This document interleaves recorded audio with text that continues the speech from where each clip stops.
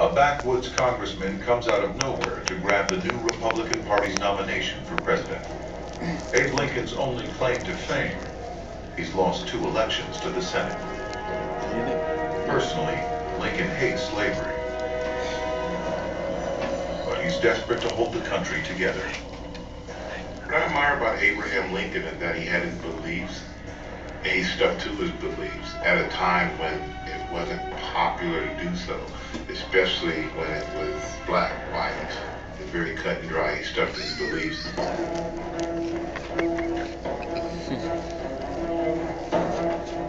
November 6, 1860, Election Day. The stakes couldn't be higher. Abraham Lincoln will be elected president of a country hurtling towards war.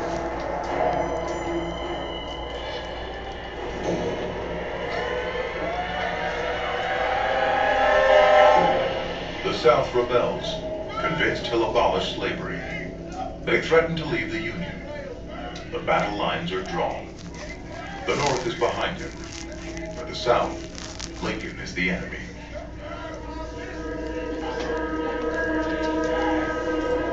An editorial in an Atlanta paper. Let the consequences be what they may. Whether the Potomac is crimsoned in human gore, the Pennsylvania Avenue is paved 10 fathoms with mangled bodies, the South will never submit to such humiliation and degradation as the inauguration of Abraham Lincoln.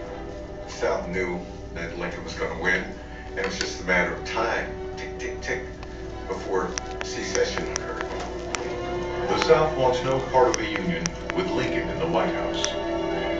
But as he prepares to take office, the president-elect is still determined to avoid a civil war. Lincoln was not happy about slavery. He did not see that as congruent to all men are created equal. He had given a speech before he ever became president on why that was so important to him. And I think that was coming to a head. And when he got elected, that was the final straw for the South. December 20th, 1860, South Carolina secedes from the Union. The 10 other slave states soon followed. Lincoln's victory makes war inevitable. He's prepared to fight to preserve the Union. He won't have to wait long. In February 1861, a few weeks before his inauguration, the Confederate States of America are born.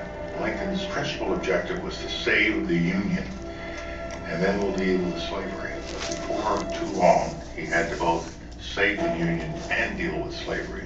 Abraham Lincoln receives his first death threats before ever taking office. He'll save every one, keeping a file in his desk labeled All students, please report to the office. Leo Palmer, Toby Pledger, He'll wear a disguise and Samantha to stay Farrell. safe.